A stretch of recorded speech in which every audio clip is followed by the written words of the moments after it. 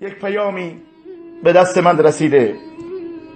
صاحب پیام خودشو معرفی نکرده ولی قسم یاد کرده که این پیامش دروغ نیست، خوابی که دیده حقیقته. من این پیام برای شما میخونم، کافیه. اگر کسی عبرت گرفت، اگر کسی میخواد هدایت بشه، هدایت دست الله هست. این پیامی که یک برادر مسلمانی جوانی 21 ساله فرستاده از خوابی که درباره دوستش که به خاطر همین اینستاگرام در عذاب قبر گرفتار بوده و قسم یاد کرده، الله را شاهد گرفته و قسم یاد کرده که من الله را شاهد میگیرم که من دروغ نمیگم و چیز عجیبی نیست، این واقعیته.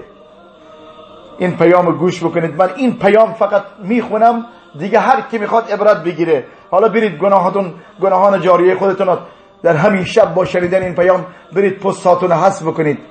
هر عکسی که در آن الله راضی نیست، هر کلیپ ترانه، هر عکس زن و زشت و زننده، هر پیام زشتی، هر پیام خلاف شرعی، هر کلیپ نادرستی که الله راضی نیست، با شنیدن این پیام و این خوابی که برادر مسلمانی ده درباره دوستش، اگر حذف نکردی بعد از مرگت خودت دوچار این خواب میشی، دوچار این بلا میشی. خوب گوش بکن. میگه من جوان 21 ساله هستم. من اعلان میکنم این کسی که نامه نوشته، پیام داده، پیام نوشته، پخش کرده، خودش قسم یاد کرده، الله را شاهد گرفته. ما طبق قسم او به حرفش اعتماد میکنیم. میگه دوست من فوت میکنه چند ماه قبل در حادثه ماشین، در تصادفی. الله را رحمت بکند. انسان خوبی بود، خوش اخلاقی بود، کسی نبود او را دوست نداشت. همه از حسن اخلاقش و کرمش و شهامتش تعریف میکردن. همه از دست دادنش ناراحت شدن. برای همه غیر قابل باور کردنی بود.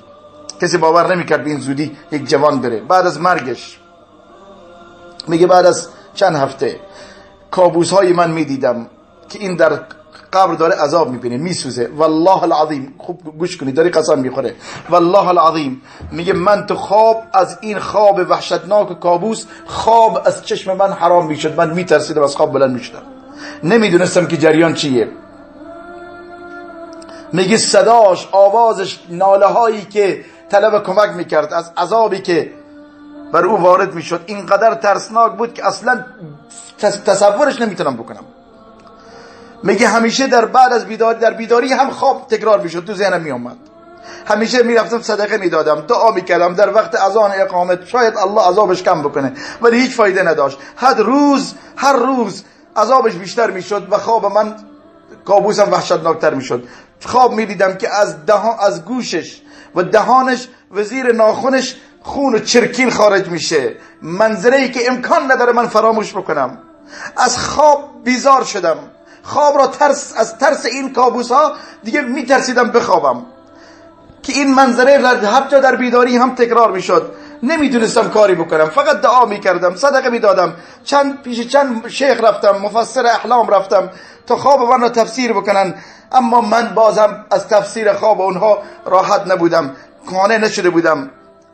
آرزو میکردم کاش که این خوابها یک خوابی باشه، فقط یک خواب بیهوده‌ای باشه، این کابوس تمام بشه و کاش این در قبرش واقعا عذاب نمیبینه. این آرزوی من بود، عذاب نبینه.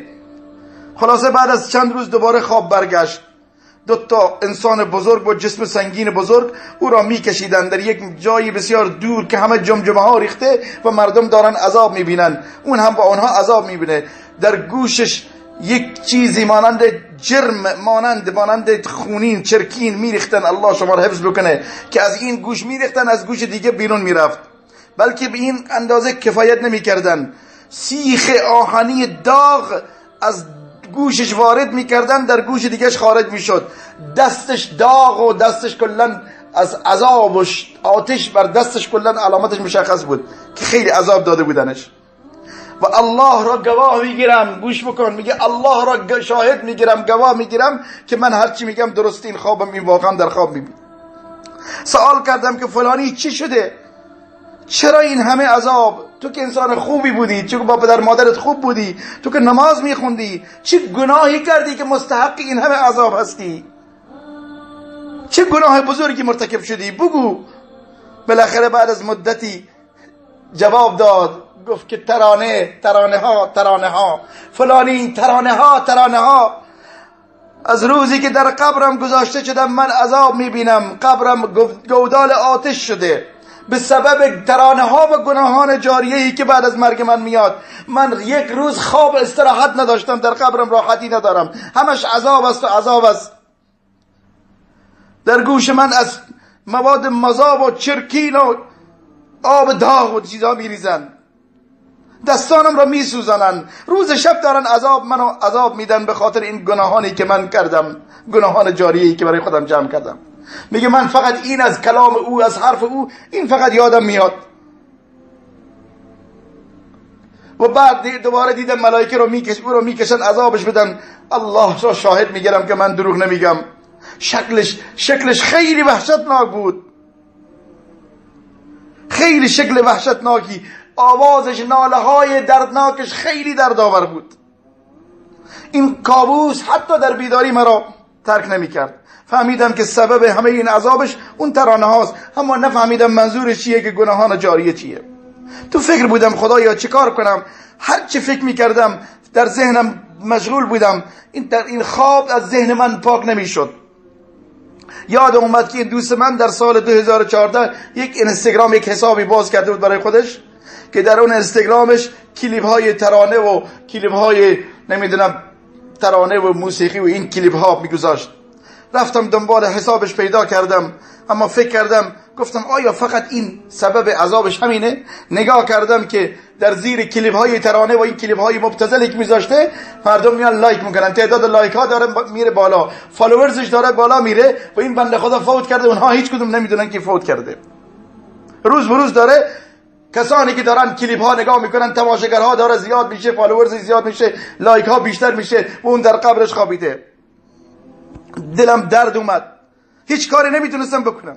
از این همه انسان هایی که دارن فالوش میکنن، از این گناهی که در پروندهش ضبط میشه، فهمیدم کلمه ای که داره تکرار میکرد گناه جاریه. حیران شدم چه کار کنم. من که نمیتونم، پاسورد بلد نیستم، ایمیلش نمیدونم. خیلی به فکر رفتم خدایا چه کار کنم. اینقدر 3 روز با خودم فکر کردم تا بالاخره الله در ذهن من آورد که من برم یک کسی که متخصص هکره که حساب را هک میکنه پیدا کردم. رفتم باهاش صحبت کردم، در مقابل مبلغی حسابی را هک میکنن. وقتی از داستان دوستم شنید، گفت من به خاطر الله اون حسابش را پاک میکنم، حذف میکنم. 24 ساعت نشد که اون هکر اومد حسابش را هک کرد، تمام پستاش پاک کرد. و من سجده شکر کردم، دعا کردم، در سجده از الله دعا کردم که خدای او را معاف کن، او را ببخش، اشتباهی کرده. تا از این کابوس وحشتناک من نجات پیدا کردم. همین چیز باعث شد که من تمام ترانه ها را پاک کردم در فایلم، در پیجم. ترانه و موسیقی را ترک کردم، توبه کردم، به سوی الله برگشتم. درس عبرتی شد برای من که الله مرا هدایت کرد. اینقدر از موسیقی متنفر شدم که هر جا موسیقی باشه من گوشم میگیرم فرار میکنم. وقتی این همه عذابی دیدم، اگر کسی مثل من میدید شاید حالش از من بهتر نبود. این همه عذاب، این صحنه های وحشتناک فقط به خاطر این گناهان موسیقی، گناهان جاری است. امیدوارم که هر کی